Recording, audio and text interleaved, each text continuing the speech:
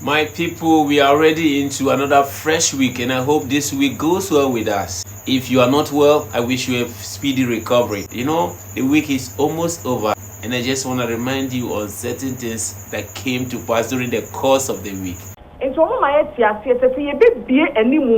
Sarkodie Stadium, no show about 360 what's about curtains. Unless Baba can tell me, say, curtains na say home. Sir, 22 billion losses here. Almost GoldBod aboki. If the one under whose tenure has bought chairman as ECG, you know, where ECG recorded a loss of 8.2 billion. Stay tuned because I'm gonna share with you from Genesis to Revelation. Because this weekly recap has a lot of things occurred during the course of the week. This is the most first half performance I've seen over my career. Stonebwoy is in the news. See them ask me how me do me thing. Shatta Wale is in the news.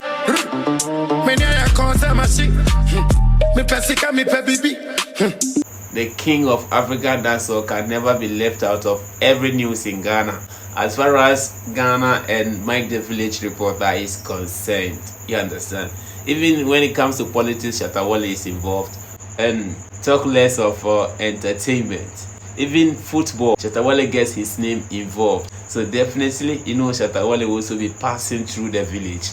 So I have a lot of things to share with you. Stay tuned, you understand? During the course of the week, you know, a lot of things happened. Starting from Stonebwoy's Beam Fest held in the UK at the Oval Arena. I'm sex and vibes, yes, I'm smooth and nice. We all know that it was successful, but there's one thing that can never be left out of the conversation. The curtains. The curtains.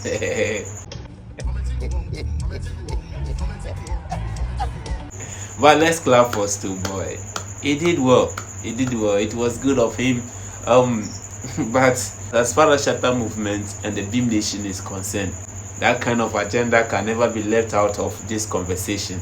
You understand? Because the Beam fans also said Shatta Wale's previous show was a Kelewele show. And the Shatta fans also said, well, we wait to see until they also started the agenda with curtains. The evil men who lives after them. Michiremwa. Say Sarkodie Stadium, no show about 360 what's about curtains. You understand? But truly, there were curtains. You understand? So that is it. Just like this can never stop. That is fan-based banter. We can't stop that. And Shatta Wale has something to say about that. Shatta Wale also came out with something. And just when we all thought that Shatta Wale was gonna blast Stonebwoy over the curtains being sent to the Oval Arena, Shatta Wale surprised everyone. He defended his brother just like a Premier League defender.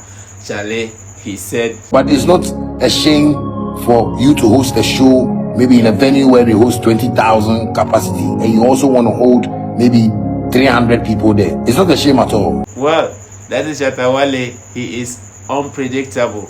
Moment you think he's gonna do it this way, Charlie, he surprises you. That is why many times I say Shatta Wale is a package of surprise. Many times I say that Shatta Wale is a package of surprise. Well, that is how the thing ended. Even though the week is over, but this kind of conversation has not yet been left out of the village. It still goes on social media and the people's posts, and then the fans keep trolling themselves there. But who suffers the most? I think that is the Beam fans. You understand? But you see, it didn't also end there until Vida Adutwumwaa, the official PR for Stonebwoy, also came out stating some facts about these curtains and that. But we also said Nina was lies. Vida was completely caught up. Vida also appeared on UTV talk show, right? That was on phone call. And just when the host started asking her about how the whole show went, she started saying a lot of things. But many people detected that all were lies. Because Vida, a whole Vida PR for Stonebwoy team. For Stonebwoy, and his team said the venue was a complete sold out. And just when we all know that the venue has about 12.5k capacity, Vida came telling us that all the tickets were being bought. And so my tia says that you be any more. Now Stonebwoy enya energy na de bia onya from a car sports stadium ni other venues na oye wo Ghana ni dia sa dia esoro hono ye be close honom because nka mo mugina e form no ye mo kokotena ase wo soro han ko me ye hono nyina ama. But because we are studying the style of performance, we will draw energy from a dominant channel ye be any mono. Nemo me srohoni die ye be close because no matter what I will be cano. Pene money pan bro 12,500. And the yakane sano any ye two musa sadia standing area no mummy mukese. Now fe muntimi and closes road and a beya yembu health and safety mrane suntino. Ye pese ye arriving at 12,500 ni pepe. And I'm opening soon and so and say and ye penny. And the yaka sold out no. Now you know say ya and penny for aye. But when she was asked why were the curtains being used to cover some portions or the topmost part of the stadium or topmost part of the venue, Vida started. Vida also said all the people that had to be around that place had to fall downward and stand on the floor. My sister, this is not right. You understand?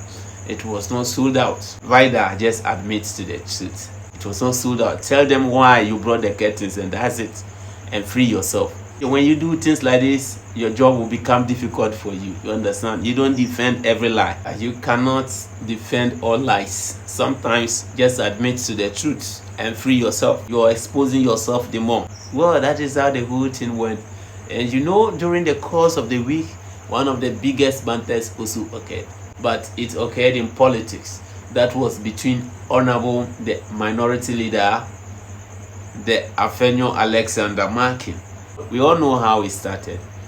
The GoldBod matter. Yo, me bao, wait there.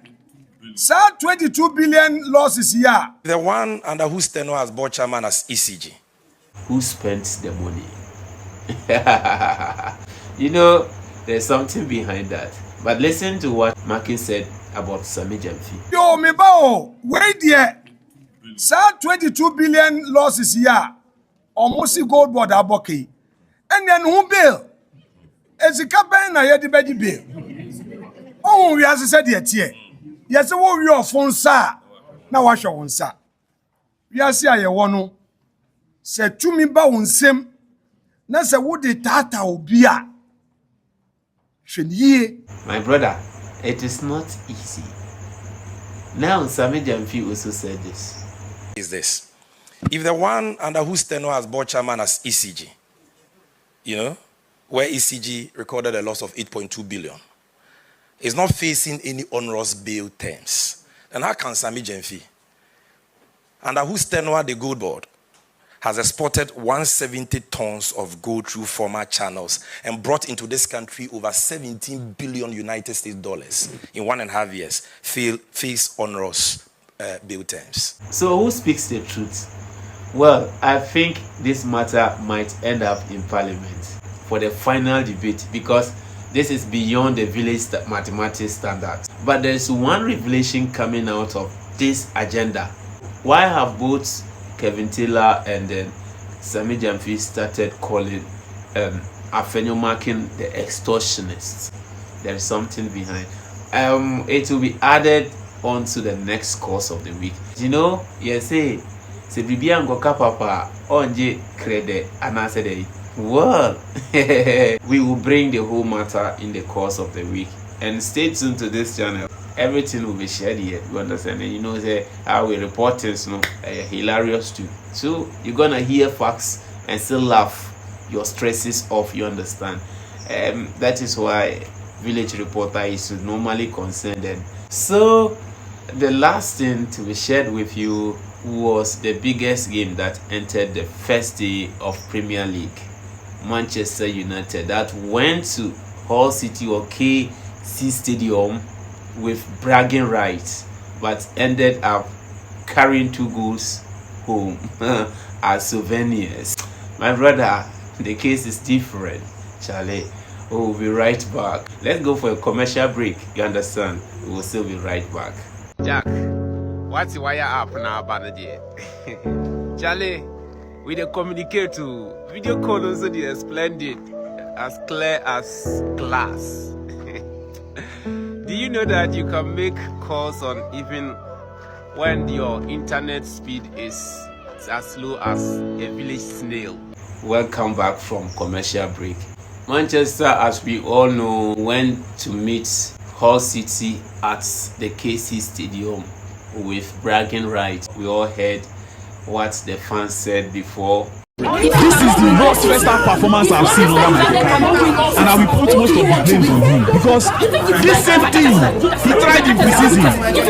Now you're doing it again. Why? And me myself, I knew Hull City was just a plus to Manchester United. But what happened? A lot of things happened, bro. We can't complain. That is football, you understand? But as far as trolling and agenda is concerned in football, we must all talk about that, you understand? So Manchester United haven't been lucky enough because they carried the biggest disgrace during the course of the week, and that's also happened in match day 1. So this kind of conversation can never bypass the village without being talked about. So that is how the whole thing occurred, you understand? But let's clap for Hull City. They did well, because meeting a big club like Manchester United and disgracing them, it's not a big joke. It's not a big joke. Now everybody has learned, you understand? The moral lesson is that no team should feel big to fall, and as a big club, don't feel that no small team can surprise you, you understand? But that is how the thing goes. So you understand? Keep subscribing, subscribe to my channel.